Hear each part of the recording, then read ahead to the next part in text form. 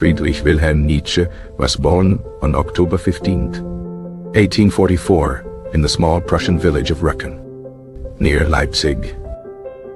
He was named after King Friedrich Wilhelm IV of Prussia, who celebrated his 49th birthday on the day of Nietzsche's birth.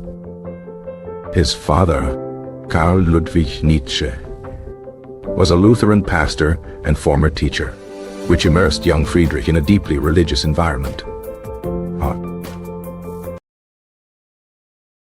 Tragically, his father died of a brain ailment in 1849, an event that profoundly impacted the 5-year-old Nietzsche. Following this loss, his younger brother, Ludwig Joseph, died just 6 months later in 1850.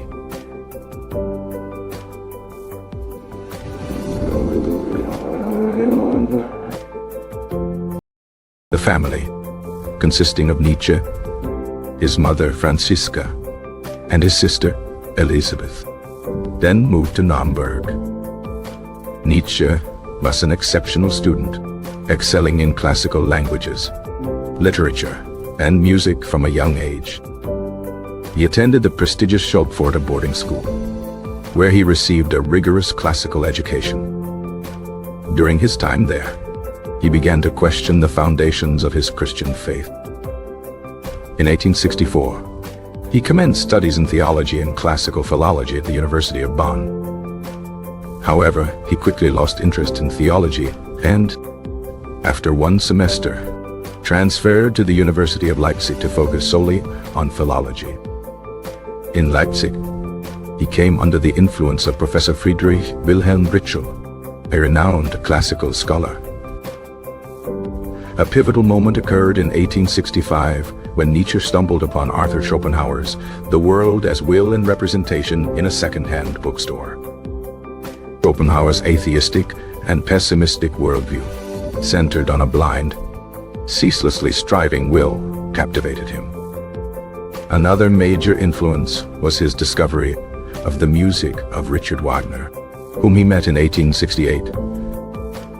Nietzsche was so brilliant that he was appointed professor of classical philology at the University of Basel in 1869, at the unprecedented age of 24. He had not even completed his doctorate, but his published writings were deemed sufficient. During his time in Basel, he developed a close, almost worshipful friendship with Richard Wagner. His first book, The Birth of Tragedy, 1872, combined philology, aesthetics, and Schopenhauerian metaphysics to analyze Greek culture. The work was controversial and received a hostile reception from the philological community, who saw it as unscholarly. Nietzsche's health, always fragile, began to decline, plagued by severe migraines, digestive issues, and failing eyesight. He eventually broke with Wagner, disillusioned by the composer's nationalism and embrace of Christianity in his opera Parsifal. In 1879, forced by his debilitating health, Nietzsche resigned from his professorship at Basel. This marked the beginning of his life as a wandering, solitary philosopher, searching for climates that would ease his suffering. He spent the next decade in a state of tremendous intellectual creativity, living in modest accommodations in Switzerland, Italy, and France. It was during this period that he wrote his most famous and influential works. The philosophical novel Thus Spoke Zarathustra stands as the centerpiece of this creative outburst. The book was written in 4 parts between 1883 and 1885, in bursts of intense, feverish inspiration. Nietzsche considered it his most personal work and his gift to humanity. The book's central character is the prophet Zarathustra, named after the ancient Persian prophet Zoroaster. After spending 10 years in solitary contemplation in the mountains, Zarathustra decides to descend and share his wisdom. His heart, he says, has become overfull, like a cup that wants to overflow. The book is written in a unique, poetic and prophetic style, mimicking the language of religious texts like the Bible. Upon entering a town, Zarathustra proclaims one of Nietzsche's most famous and misunderstood concepts: God is dead. This statement is not a triumphant declaration, but a lament over the loss of a foundation for meaning and morality in the modern world. Zarathustra finds that the townspeople are unreceptive to his wisdom, preferring the spectacle of a tightrope walker. The tightrope walker symbolizes humanity, stretched precariously between animal and a higher state of being. When the tightrope walker falls, Zarathustra takes the corpse on his back, showing compassion for the fallen man. Disappointed by the crowd, Zarathustra realizes he must not speak to the masses but to individual companions. He then begins to teach his central doctrine, the concept of the Übermensch, or overman. Übermensch is not a biological evolution, but a spiritual and psychological goal for humanity to strive for. Zarathustra declares, man is something that shall be overcome. The Übermensch is the one who can create their own values, free from the herd morality of good and evil. This individual embraces life in its entirety, including its suffering and hardships, with a joyful yes. The creation of the Übermensch is presented as the new meaning for the earth now that God is dead. Nietzsche contrasts the Übermensch with his polar opposite, the last man. The last man is the ultimate creature of comfort, security, and mediocrity, who seeks only happiness and avoids all risk. Zarathustra warns the people, alas, the time is coming when man will no longer give birth to a star.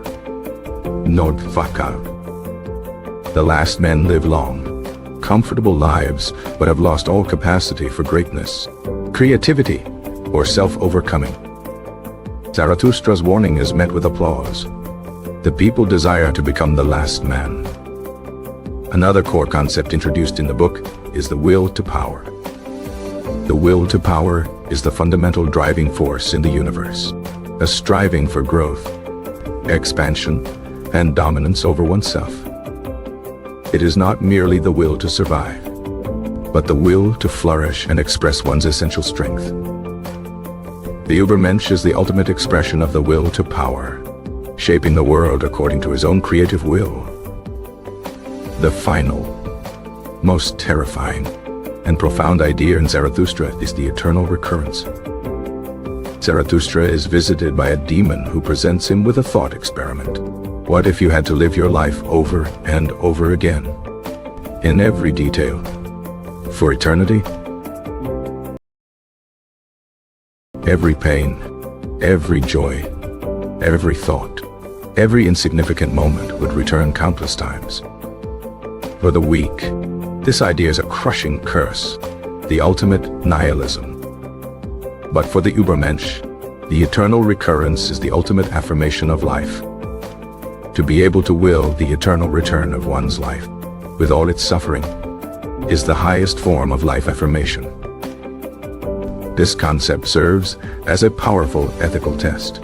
Live in such a way that you would want to live that exact life again and again. The book follows Zarathustra through various encounters with characters who represent different aspects of humanity. He meets the higher men, individuals who have started on the path of self-overcoming, but have not yet reached the goal. These include a king, a conscientious man of science, a sorcerer, and the ugliest man. Zarathustra teaches them, but also learns from them, recognizing their struggles as part of the path. The book is filled with parables, songs, and poetic speeches, making it more of a literary work than a traditional philosophical treatise. Nietzsche uses vivid imagery of animals, such as the eagle and the serpent, who are Zarathustra's companions. The eagle represents pride and the serpent represents wisdom, the two qualities Zarathustra must embody. The narrative arc of the book sees Zarathustra himself undergoing a process of self-overcoming. He must overcome his own pity for humanity and his own desire for disciples who would simply follow him. The final part of the book, written in 1885, was initially published privately. Nietzsche's mental health catastrophically collapsed in early 1889, just 4 years after completing Zarathustra. He lived for another decade in a state of mental incapacity, cared for by his mother and then his sister. He died on August 25th, 1900, without ever seeing the immense impact his work would have. After his collapse, his sister, Elisabeth Förster Nietzsche, gained control of his literary estate. Elisabeth was a German nationalist and anti-Semite, and she selectively edited and distorted her brother's work. She compiled unpublished notes into a book called The Will to Power, which presented a warped version of his philosophy. Adolf Hitler was photographed staring admiringly at a bust of Nietzsche, and copies of Zarathustra were given to German soldiers. This historical association has cast a long and dark shadow over Nietzsche's legacy. However, post-war scholarship, particularly by Walter Kaufmann, worked to rehabilitate Nietzsche's reputation. Kaufmann's translations and analysis emphasize the anti-nationalist and individualist themes in Nietzsche's actual writings. Thus, Spoke Zarathustra is not a blueprint for a political program, but a call for individual transformation. The birth of the Übermensch is an internal, spiritual event, not the creation of a master race. It is about overcoming the human, all too human aspects of oneself, lasciness, fear, and the need for external validation. The book's influence has been vast, touching existentialism, post-structuralism, psychology, and literature. Authors like Hermann Hesse, Thomas Mann, and Albert Camus were all deeply influenced by Nietzsche's vision. The composer Richard Strauss wrote a famous tone poem, also Spoke Zarathustra, inspired by the book. Its opening fanfare became iconic after its use in the film 2001, A Space Odyssey. Nietzsche's prophetic style makes Zarathustra a challenging but rewarding read. It is a book of radical questions rather than easy answers. Nietzsche forces the reader to confront the foundations of their own values. The journey of Zarathustra is a metaphor for the philosophical quest itself. You must abandon the comfort of certainty to create a new way of being. The Übermensch remains a powerful, albeit dangerous, ideal.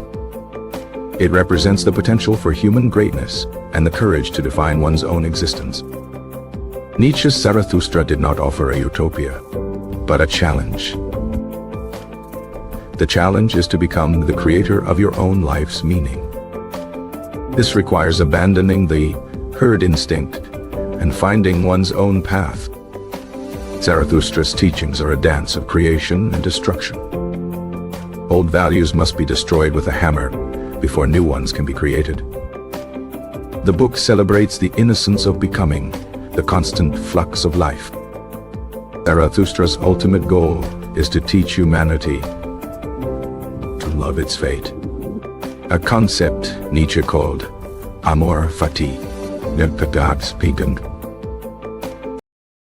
To love fate is to embrace the eternal recurrence and will it joyfully. The birth of the Übermensch is therefore the birth of the individual who can say yes to everything. Nietzsche's work was a rebellion against the nihilism he saw creeping into European culture. He believed that the decline of Christianity would lead to a crisis of meaning. The Übermensch was his proposed answer to this crisis. It is a figure who generates meaning from within, rather than receiving it from an external source. The book's style is deliberately anti-systematic, resisting easy categorization.